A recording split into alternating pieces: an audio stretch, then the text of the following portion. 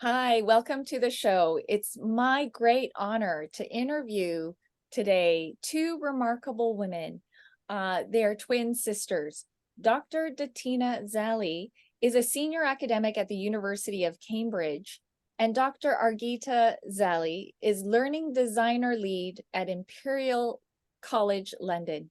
Their memoir, Good Morning Hope, describes their harrowing flight from war-torn Albania for England, only to face more hardships when they arrived.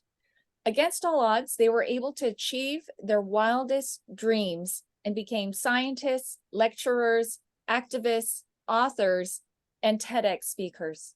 They have worked at world-class institutions, including Harvard, Oxford, Cambridge, and where they have shared their passion for medicine and science.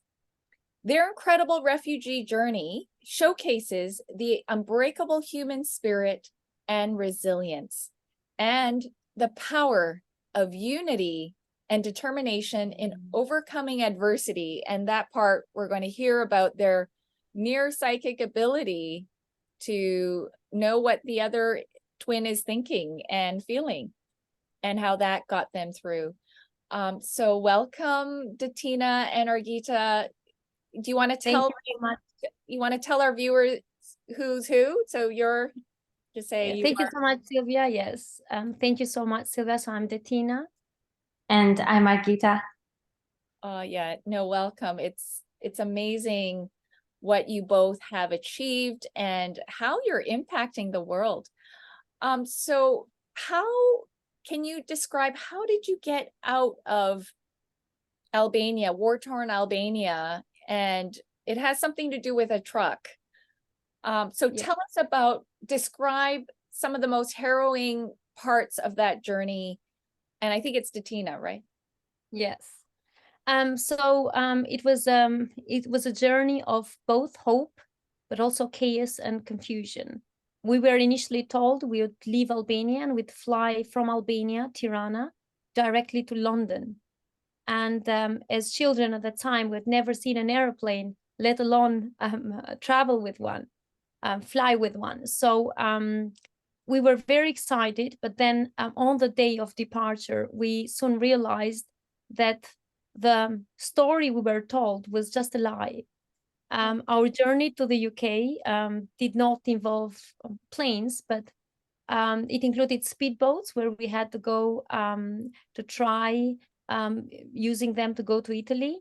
It included ferries and then trains. When we arrived in Italy, in Bari, we had to go to Milan.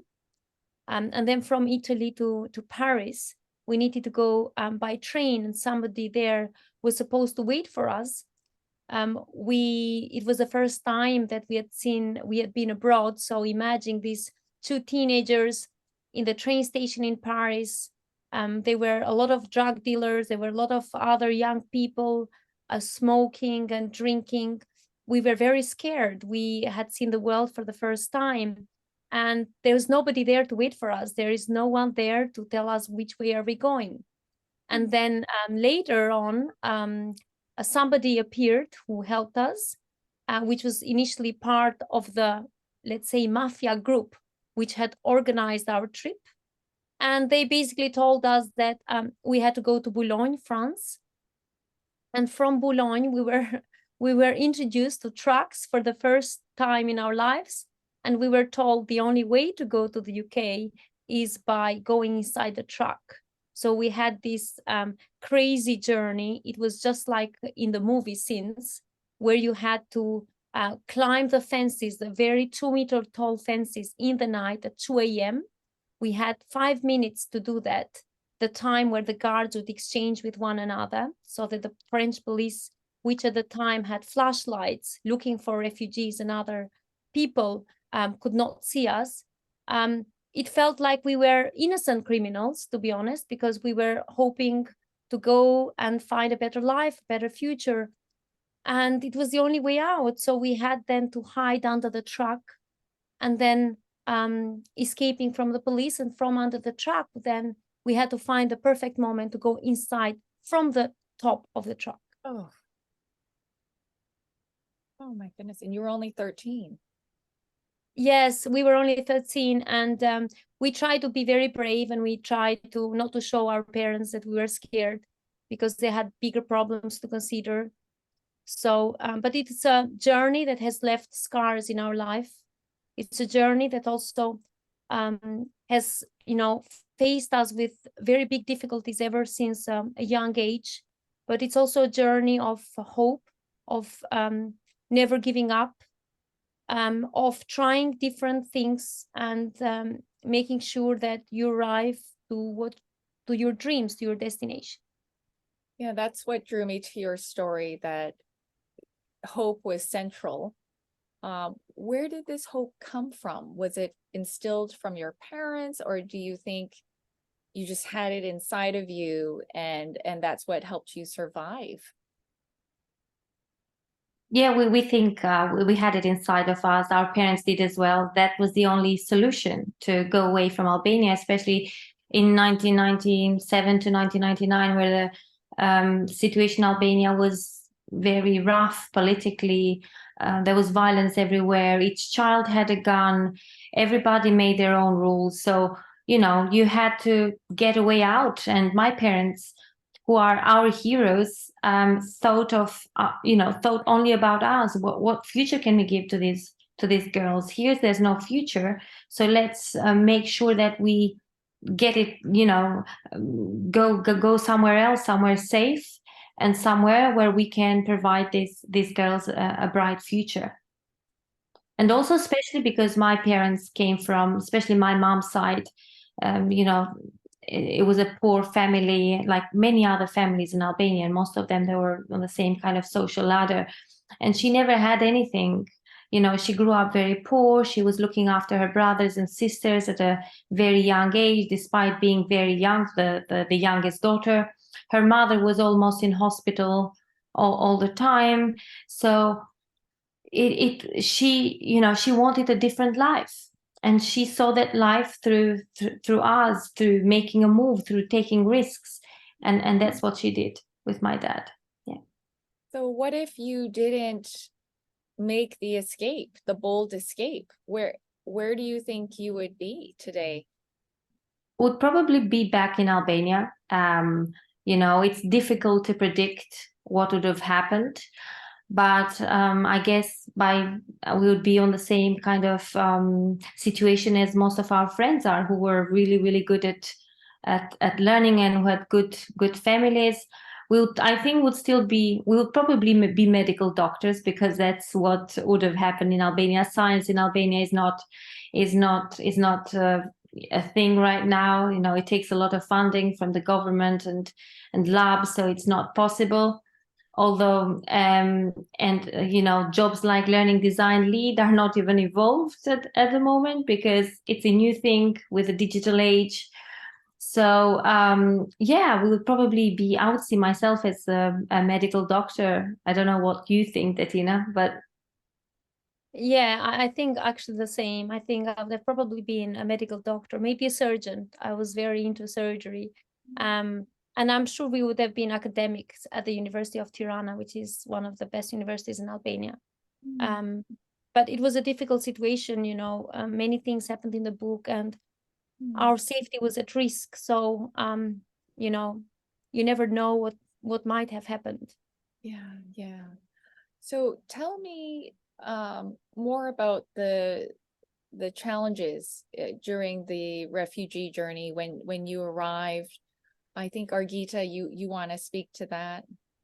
yeah, I mean, there were so many challenges. As a child, you're back in Albania and you dream of this dreamland where you go to Mickey Mouse, Rotunda parks, and you play with your friends, and you have no idea of the cultural differences that you might encounter.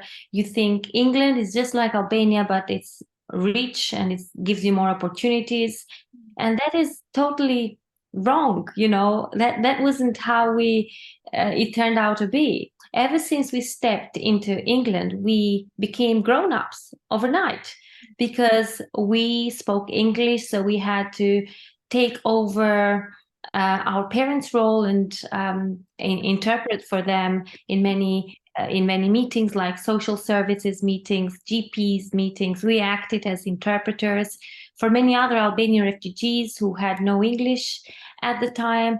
And also my parents had borrowed $12,000 from relatives to be able to make it through this journey. So when we were 13 years old, we worked as soon as we came to England. I think it was within a month or so, we started working as waitresses in the hotel where we stayed. And we served Spanish kids food when they were on holidays in England. And then we started working in a hotel from 6 till 9 p.m. So if you think of our life was go to school from 8 till 3:30, 3:30 till 4:30, go home, eat, change, wear the work uniform, and then go to the hotel at 5, from 5 till 9 p.m. and then come back home. And then in the weekend we would study to make sure that we were doing good schoolwork.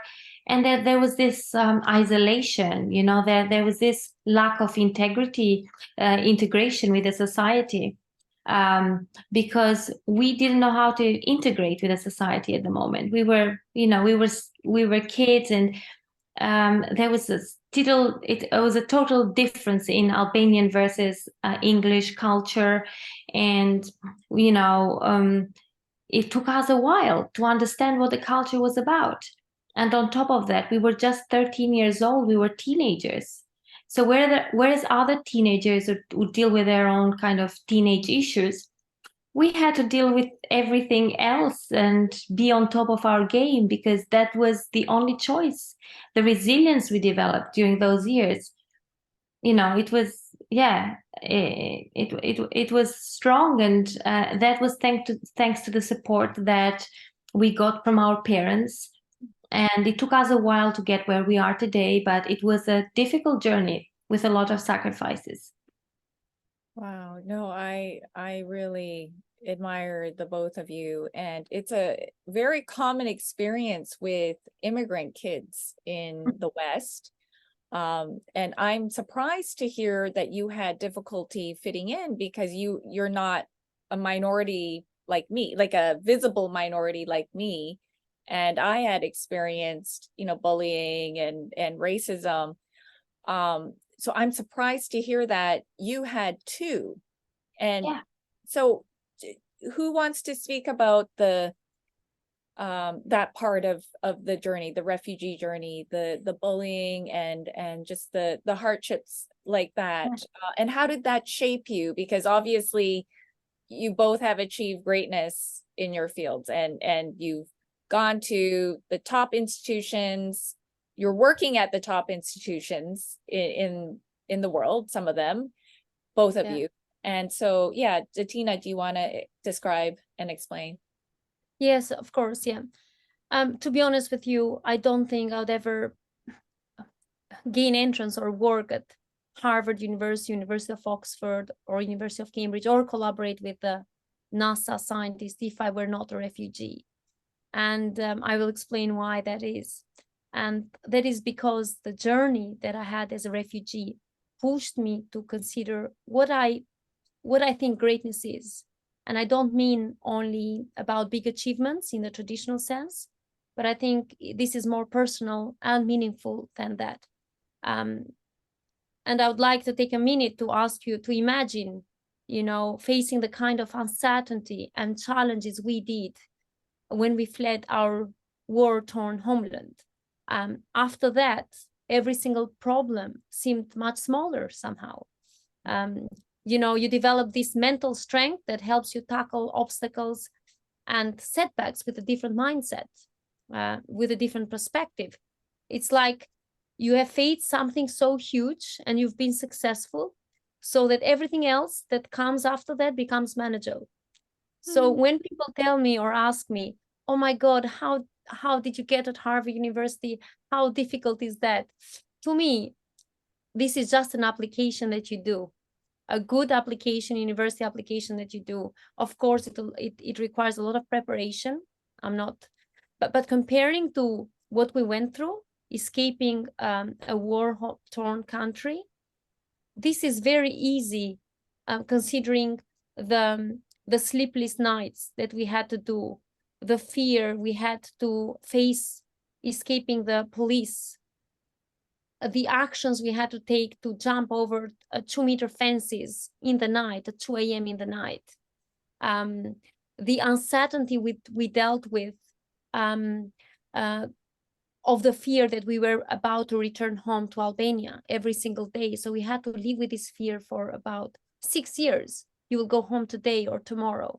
The bullying we faced at school, the huge amount of pressure we were in. So considering that life can be tough, and seeing these problems from an early age makes you stronger, have a stronger mindset, makes you also appreciate life more, and makes you also distinguish between what the most important things of life are and what are the things that are not so important. And So the other thing that really has resonates with me is the compassion and the gratitude that we have developed. The appreciation we feel about the people who have helped us during our way, but also the compassion to help others, to help other people who might face in today's world the problems that we faced 20 years ago. Through our foundations, Zalli Foundation and the We Speak Science, we have done many different workshops for students from low socioeconomic backgrounds. We've taught more than 20,000 students on STEM, in collaboration with world-class academics from Harvard, MIT, Cambridge, Oxford, NASA. And we've done this just of the good will to help others. yeah, you do not take anything for granted, and you gained extraordinary determination that helped you reach your goals. Can I ask Argita, how about you? How come you achieved greatness? I mean, some of the other refugees I've met and I've read about who've gone through similar, harrowing escape stories were broken by it, never recovered. And how come you both are so insanely successful and you're giving back? It's really inspiring. Argita, do you want to speak to that? Oh, thank you so much. To be honest, I don't think we are, at least speaking for myself, I wouldn't say I'm incredibly successful, or I wouldn't say that I've achieved greatness, because I don't feel like I have. I think this is just a journey that I took that was, and I say that the heroes of this journey and the true successful people were our parents, because they laid the path in front of us. They taught us what to do when we didn't know what to do. They gave us this basic, strong foundation that each child needs to have in order to be successful and be happy with their life in the future, whatever success means, because it means different things for different individuals. And we just had to follow their rules, and we were good kids. We listened, and family to me is absolutely everything.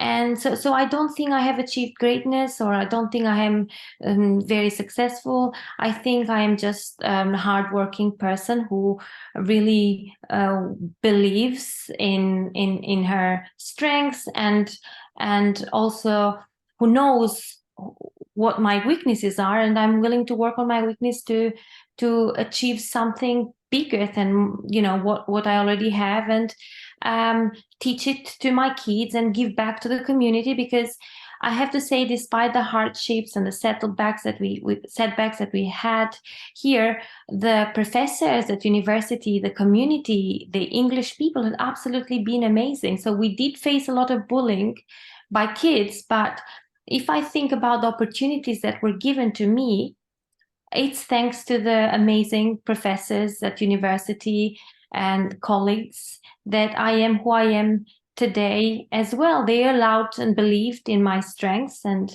in the person that I am, and enabled me to do what I do.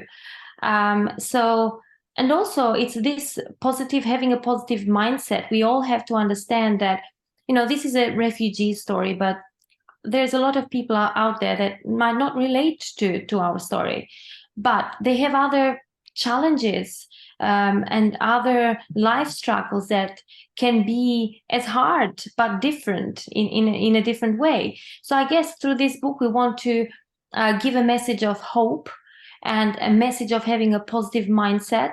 Understand that life consists of different struggles. Whoever you are, in whatever part of the world you live, whatever your social class is, you will face a lot of obstacles and challenges. And having this positive mindset that you can do it when you are stuck, that is what is going to get you out there. It's not about, I always think it's not about who's the cleverest and who's the most hardworking person. It's about who's the fittest.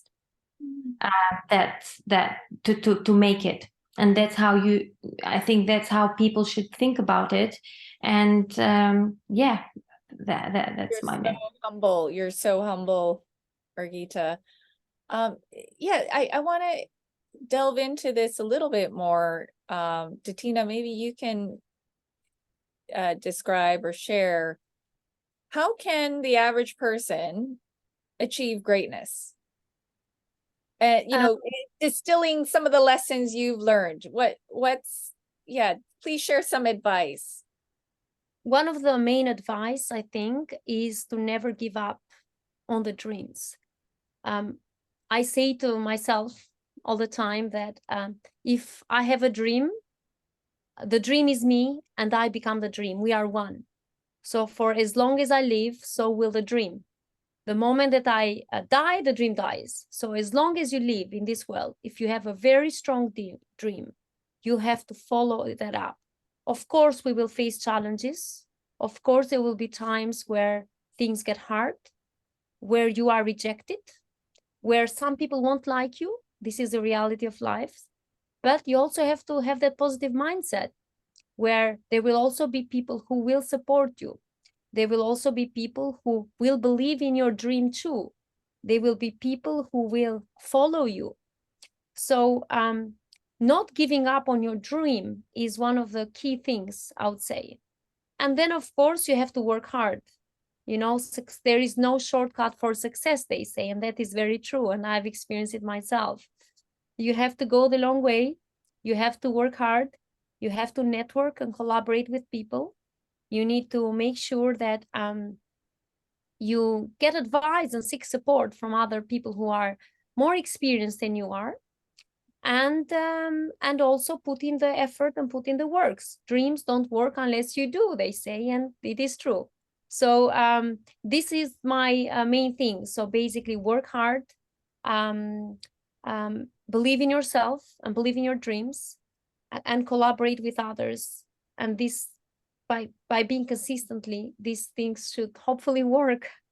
Excellent tips. And I love how you put it, that you and the dream must become one.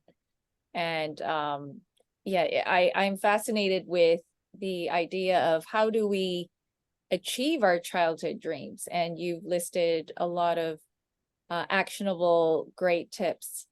Thank you so much. Let's talk about your book. What were you both thinking when you put your, pen to paper? You were 13 when you began writing it. What compelled you to write this? And what is the main message that you wanted to drive home? So I remember when I was 13, I remember the moment when I wanted to write this. We were in Boulogne outside, and there were about 13 people laying on the grass. It was rainy. It was July 1999. My parents had 4 big luggages with them that were waiting to get on top of the lorry so we could just go inside. And this was so unreal to us, because this story that we were going to get to England by plane with regular visas and nobody would question us, it was just a lie. So we said to ourselves, hang on, we should actually write about this, because this is not what people should should think of refugees as. There also are the stories like this one when refugees are lied to and they're told different things. And I remember my dad had a camera that his best friend gave to him from Greece. And I reached at the bottom of the luggage to get the camera because I wanted to get a picture of the people who were laying on the grass. And my dad said to me, no, don't take a picture. So that was a big no-no. So I didn't understand at the time why he didn't allow me, because I wanted to document what I was witnessing through this picture so other people could see it, you know, like now. But I understood why, later on, I understood why he didn't want me to do it, because with us, there were other people, basically young men who had a lot of girls with them for prostitution reasons. Everybody had were armed, basically. We didn't know what they had, knives or guns. And so he was scared for his family. And he said, I don't know how they react. You will never do it. So I never took that picture, but I took that picture in my mind. And that's when we started writing our first draft outside in Bologna. And the message was, this is, you know, this is what refugees have to go through to achieve their dreams. This is what's happening right now. You know, you have also the refugees are different. We were all from Albania, from the south. But here we are as a family of 4, and here are other people, young men who take girls for prostitution reasons and who, you know, deal with other illegal stuff.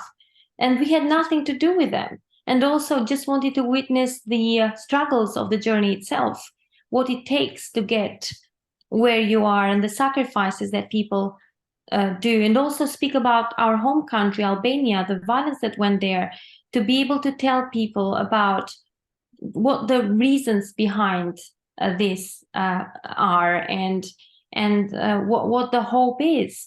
You know, we just wanted to be good citizens and, you know, give back to the society, and we just want to add to the community and to the society in England, rather than just take and use the indefinite leave to remain, or to do illegal stuff like other refugees. So there are refugees wherever, you know, in the whole world, but they are different. You know, like, you know, you have different people, they have different education, different purposes in life, and I think that has to be clear, because a lot of people talk about Albanians, especially like, oh, he's Albanian, you know, they're known for you know, drug, you know, they're known for doing drugs and other stuff, but that's not true.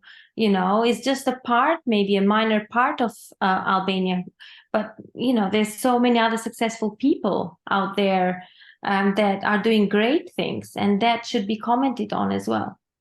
Absolutely. So shifting now, what would you say is your superpower? You know, after all that you've survived, do you think that you've gained a superpower? Like for myself, I feel like after all my experiences with racism, I have a radar for it, and I can, you know, I know how to read people. So what is your superpower? And yeah, feel free to answer one at a time. I think my superpower is adaptability. I think how to be adaptable in different situations. And I think it's key, especially for the time that we live in. Absolutely. So when Detina was mentioning about the skills and how to become successful, I think one of the key skills from my side is how to be adaptable. Because, you know, you have to be adaptable and cope with different challenges and situations, whether you're working as a waitress, whether you get a complaint from a customer, or whether you get criticism from your own boss. You need to know how to handle the different situations and be a problem solver. And it goes back to, you know, who's the fittest, who's the most adaptable to deal with many different situations, and also understand that although you might, you might have a specific dream, and you might have specific aims to achieve that dream. Sometimes you'll have to do things that you don't like to achieve that dream. By don't like, I mean things like you're not necessarily passionate about, but that you will need to do it because the job requires it. It's just being flexible and adaptable, and that's key to me, I think.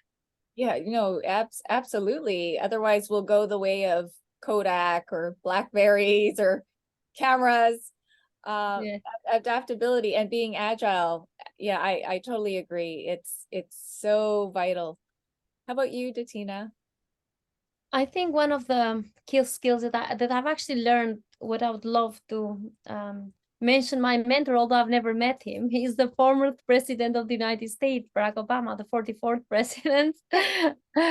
So basically what I've learned from his lessons is breaking barriers. And this is one of the things that I'm good at. I mean, he was the first African-American president, which broke the barriers all the way. And he's basically taught me that no matter where you're from, you can reach heights that you might not have thought that these are possible. Just like I never thought that it was possible to work or go to these great institutions that I've been to. And also a great other lesson that I've learned, that I also feel like it's my superpower now, is finding unity in diversity. This is quite important, and I find it's very important to embrace my own uniqueness, but also look at appreciate the differences and the different skills, the different personalities of other people worldwide. And I think this is a very powerful way to create connections and also work towards the same goal. So by working together, also you have more positive mindset. You push each other, and the team is contagious, as they say. So if everyone has got a positive attitude, then this also leads to never giving up in face of challenges. Do you have aspirations to run for office someday, Detina? Not at the moment. Not at the moment, Sylvia, but you never know. You never know. You're talking very presidential, about making the world a better place, and both of you are. So can we shift to your charities and how you want to make a difference? Yeah, so who would like to go first? Tell me about what motivated that, and what else do you want to do? What other barriers do you want to break? So basically the idea, when I was working at Harvard University, I think it was 2012, I thought about my journey as a refugee and where I had arrived. Going to Harvard was the first university, a big, university I'd never thought I would achieve. So while I was working there, I said to myself, well, I'm here now, but many people are not. What can I do to help others reach greatness? And then I thought I could not bring everyone to Harvard, but maybe we can bring Harvard to them. So the idea of We Speak Science, which is a nonprofit organization which aims to enhance STEM education, came just from this. So what I did is then together with Argita and the We Speak Science team, we gathered world-class academics from Harvard University, Yale University, MIT, Oxford, and we gathered together and we created some STEM courses. And we offered these courses to students coming from low socioeconomic backgrounds. To them, this was life-changing because they never thought that they would have a lecture, by a Harvard or Oxford academic.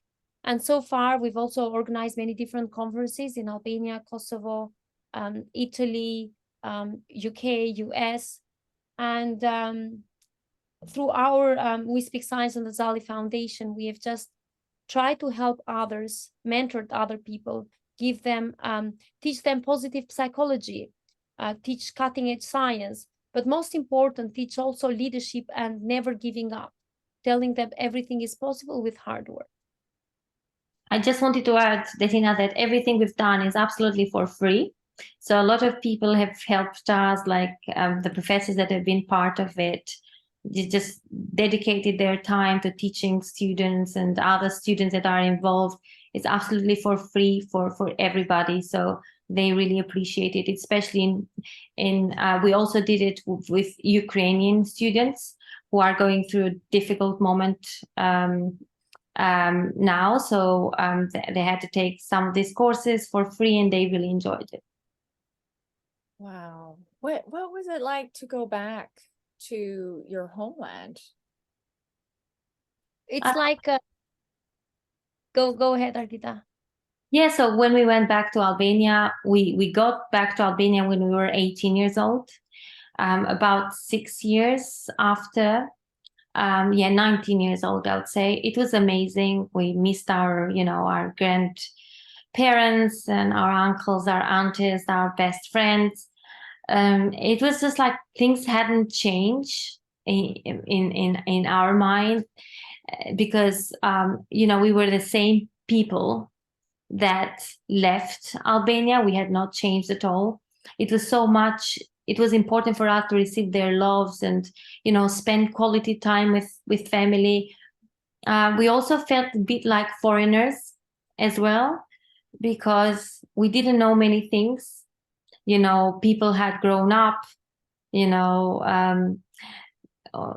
the challenges that come when you come back and meet your friends, and you can see that they are different. And also remember that there was no WhatsApp or Viber or Skype at the time, so we didn't have daily communications with them. We used to write letters, so that's the only way we communicated with our friends. And it was embarrassing a bit. We felt shy and a bit embarrassed when we met them, but with time we felt like things hadn't changed, and they were also the same people that they were when we left them. So that was really nice to have that community back and that support back. And we still have a great relationship with our childhood friends. Wow. What about you, Detina? How was it when you first stepped back on Albanian soil? Yeah, I think I felt a little bit, it was a bit strange. It was a lot of excitement at the same time, because we were in a delicate age, 13 to 19. Many people develop, so you grow up. But I also always find a big part of my identity in Albania. Every time I'm there, it reminds me of those childhood years that I experienced. And, Albania is a very loving country. There are many people who are very family oriented. They are very welcoming, and it has given me, part of my personality, and part of me is very proud to be Albanian, as well as British now.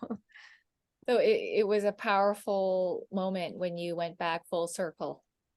Yes, it was a very powerful moment. It was also like a dream come true, because we never thought we would gain a British passport. We were always treated as refugees. We were always had this pressure of you're going back home tomorrow. And obviously we were scared because there's no safety. We had taken a lot of money. We had borrowed a lot of money from people. We didn't know how to return the money back had we gone back to Albania. Our parents had lost the job. So when we gained leave to remain in the UK, and when we first went there, it was also like a relief. The first step of the big dream of remaining in the UK came true. Yeah, I felt misty-eyed when you were describing that. Can you both give advice on how do you overcome adversity, and any actionable tips that you can share with the audience today?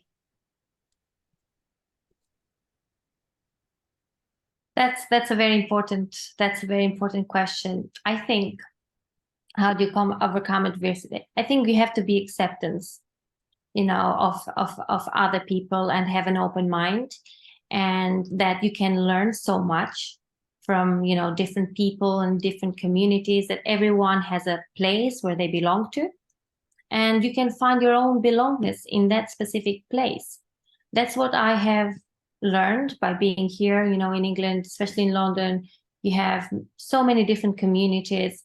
And I find part of Albania in Indian community. I find part of Albania in English culture. I find part of Albania in Irish culture as well. So it's so, and also by combining diversity and by unifying, you can become a much better person, a much fulfilled person. Your personality develops, and you can connect better with people.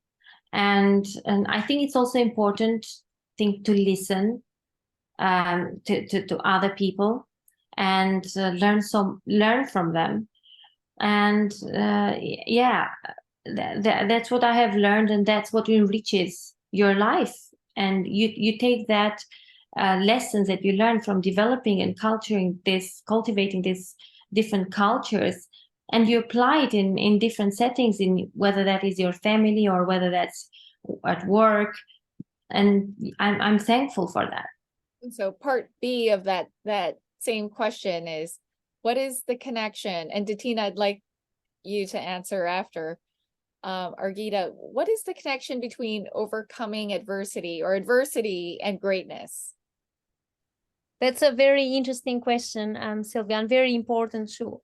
I think they have both common things. For example, one of the things to overcome adversity is to shift your mindset. You know, it's beginning by having a growth mindset, and also view challenges as opportunities.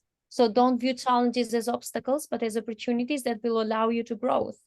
And that will help you overcome insurmountable obstacles. The other important thing is also to set realistic goals. Break down the challenges into smaller, manageable goals. And as I said before, there is no shortcut in success. You have to take the long way, the long road. And therefore, things need to be properly done. So these are the other important thing that I also say is seek support and seek guidance. To reach greatness, there needs to be collaboration, teamwork, networking, and overcoming adversity, also seek supports. So this means that reaching out to other professionals, but also family, friends, for people who will support you, whether this is by giving you tips or by supporting you through emotions, through encouragement. And yeah, this is what my thoughts are. Excellent. Thank you so much. What kind of advice would you give to those who are seeking to reconnect with their passions and dreams, and maybe even childhood dreams? I just would say, just believe in yourself, and go for it, and understand that it takes a lot of hard work and that you'll have a lot of challenges ahead of you, but everyone has challenges. So it's about taking a step-by-step approach and making sure that you're focused to your own main objective, and also being realistic and understanding how much you can do, and don't put yourself under pressure. It's brilliant to set expectations, but don't put yourself under a lot of pressure. And as long as you try your best, and as long as you believe in your abilities, and as long as you stay focused and become resilient in the challenges that you face, you should get there. It's about it's not about you having superpower or being super intelligent. It's about you taking opportunities, being resilient, being adaptable, and persistent in achieving your dreams. Right. What about you, Detina? Yeah, I would probably say the same thing as Argita. I think never giving up, and on your dreams, believe in yourself, and always think that you are the master of your own fate. And do not set limits for yourself. Only you can limit yourself. No one else can. And don't give permission to others who can limit you. Be limitless. Is there anything about your refugee journey that makes you look back and you wish boy, I wish I could do this, or I wish I could right this wrong. Is there anything that you still think about that lingers in your mind? I think to be honest, I think we did try our best during that time. So basically, by looking back at the situation, by considering all the factors, there is nothing that I can say at the moment I wish I could have done differently. Wow. Because I was still 13 years old. So I did my best at the time, with my knowledge at the time. And obviously there were things that didn't turn up as I wanted them to. That means, for example, finding a solicitor, immigration solicitor. We found one in London, and we were living in Kent, which is in the UK, which is about 3 hours away, 2 hours and a half from London. And that means that we could find it difficult to communicate with our solicitor. And sometimes the solicitor that we initially found was not the perfect match for our case, but we stuck with him because we didn't know what else to do. So these are things that, we didn't know anything about immigration as 13 years old. So for example, going back, if I had a little bit more knowledge, I would probably find somebody local who I could go and chat to, rather than be despaired on the phone. Will he call me back? What is the situation with our case? Are we being deported? And having this anxiety, or keeping the phone with you all the time, thinking when it will ring. Can you give context, just a short description of that time for the readers who haven't read your book? So basically, our mornings during that time consisted on calling the solicitor. Most of the time he would not pick up. His secretary would pick up sometimes or not. And then we would leave voice messages to ask him if there's any news about our cases. Most of the time there would be no reply. So we would consistently call for 2 to 3 days, for a week sometimes. And then there would be a 5-minute call saying, sorry, there's no news yet, but we'll let you know what happens. So this brief response made us anxious, and we didn't know whether he was working on our case. What could we do differently for our case to be resolved? So this caused a lot of stress during that time, many years. Yeah, and I guess please share how it was resolved. Yeah, go ahead, Argita. I was going to say that one of the things that I remember that I wish was a bit different was when we were in Gran Canaria Hotel with a lot of Albanians there, because that's where they used to stay for a period of 6 months to a year. A lot of people were, I don't know how they put it in their mind, but they said, and they were convinced that they were going to be deported back in Albania after a certain amount of time. So everyone was telling my mom, my dad, and talking to each other that, oh, there is no way we're going to stay here. They're going to deport us back to Albania. So there was this negativity within the community that we lived, and everyone was scared. We were scared. We were like, okay, we were convinced that we were going to be deported back because that's what people said, and it must be true somehow. And when we went to the social services appointment, which happened every Tuesday at 11 a.m. every week, and we used to share our concerns with the social services people, they said, you're not going to be deported. And we used to translate this to our parents and to the rest of the community, but nobody believed us. So there was this thing that, oh yes, we are going to be deported despite what they say. I wish I had more support, like from, I don't know, social services, or maybe someone to tell the rest of the community, that to kind of make them feel reassured, to reassure them, because this thing stayed in our mind for 2 years. And we were living with this stress that we were going to be deported, despite the fact that they said you're not, because that's what people say. Oh, yeah, that is really a challenge, but both of you you're so inspiring in what you've overcome. And can you just describe briefly for the audience what the breakthrough was that allowed you to stay? I think the main thing was that And I think this is the key thing that made me successful as well. And I believe it's the same for Argita as well. So the big thing that I did when I was 13 years old is I tried to contact MPs from the British Parliament. So I contacted them and I said, they were like, how come a 13-year-old will want to talk to me? So I contacted them and I said, I would love to talk to you about our case. So obviously I was very determined and,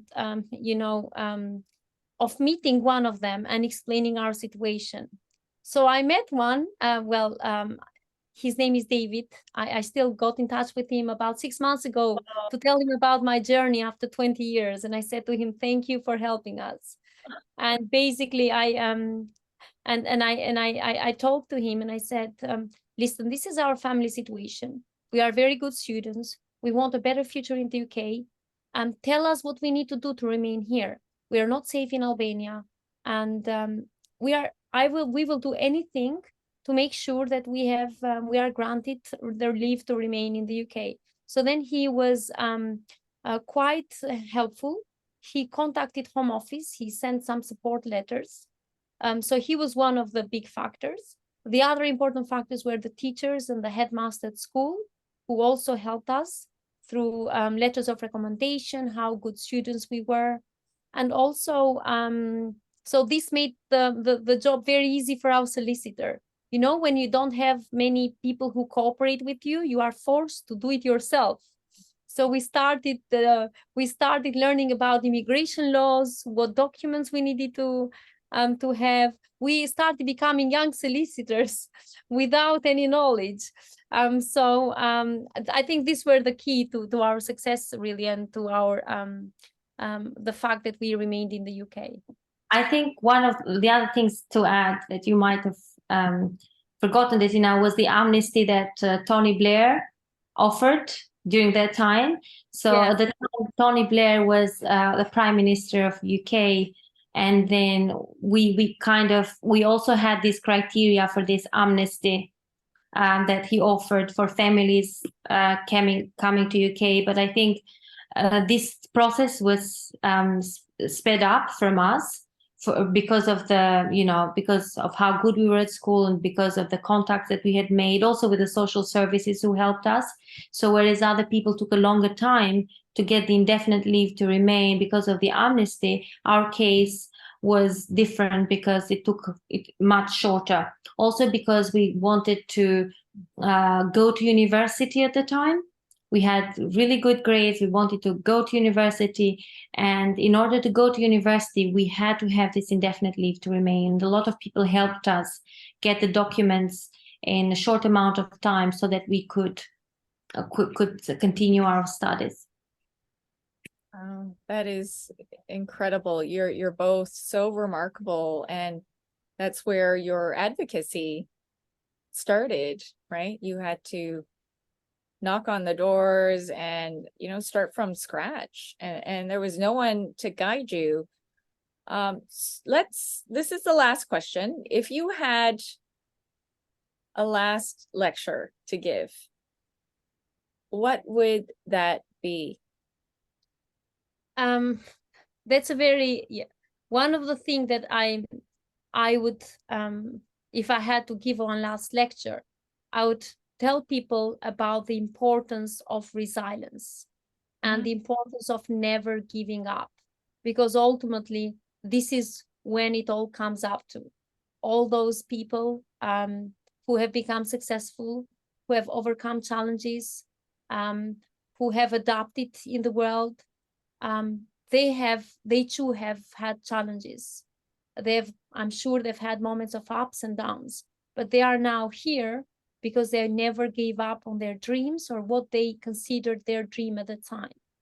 So this is one of the things that I want to tell people, and I tell my students: never give up, and also keep believing in yourself. I want to share a funny story that my professor said to me when we were working together. We were co-directing a course, and he was much older than me. He was in his 70s, and at the time I was about 25 years old. So we were co-directing the same course together. He said to me, "Oh, Detina, you look very confident." You believe very much in yourself. So he made this comment. And I replied, if I did not believe in myself, would you believe in me? And he said, that's a good point. Oh. That's a good point. So the message that I want to come across is believe in yourself, because you are the captain of your ship. You can decide what you can do and what you cannot do. If you don't believe in you, people won't believe in you. Oh, that is a brilliant insight. Thank you. What about you, Argita? I think I think you know, a lot of people talk about, you know, achieving their dreams and being very successful, but the question that we should all ask ourselves is, what does success mean? Does it mean getting a top job and you know, being getting a lot of money, going on holidays? Does it mean family? What does it really mean? We live in a world where we are pressurized, our kids are pressurized to perform very well at school, to gain all these new skills that have been developed due to the digital development and innovation. But I think what we should all do is take a step back and reflect on what truly matters, because that's what hardship encourages us. Sorry, No problem. my son was here, so Real life. real life. So I think I was saying, just we need to really reflect on what truly matters, and we only reflect on what truly matters when we face hardships. Sorry, I must. Okay. Mom is having an interview. Just a sec. I will. Yeah, my son is coming as well, Sylvia. So it's difficult to be a mom and do many things at the same time. But I was just gonna briefly finalize it and just say that hardships are what encourages us to realize that relationships, health, and the purposes that you might have in your life are, you know, what really matters at the end of the day. So, you know, look after yourself and families, and reflect on what truly matters, and be successful in your own way. Don't compare success to other people, but really be successful in your own kind of way. Yeah, I just feel like I've had you know, 3 MBAs in less than an hour. Thank you so much for taking the time. Both of you are incredibly extraordinary. Thank you so much for enlightening us, sharing your insights, your life experiences. I wish we had more time, and I'd love to invite you back another time. And Thank you so much, Sylvia. yeah, we can go Thank you in. so much. Really appreciate it. Thank you so much. I want to encourage the audience today to add them on LinkedIn. Feel free to reach out to them. Thank you so much for watching Inspiring You with Sylvia Yu. And yeah, please watch the next one and recommend some guests. Thank you so much. Bye-bye. Thank you. Bye-bye.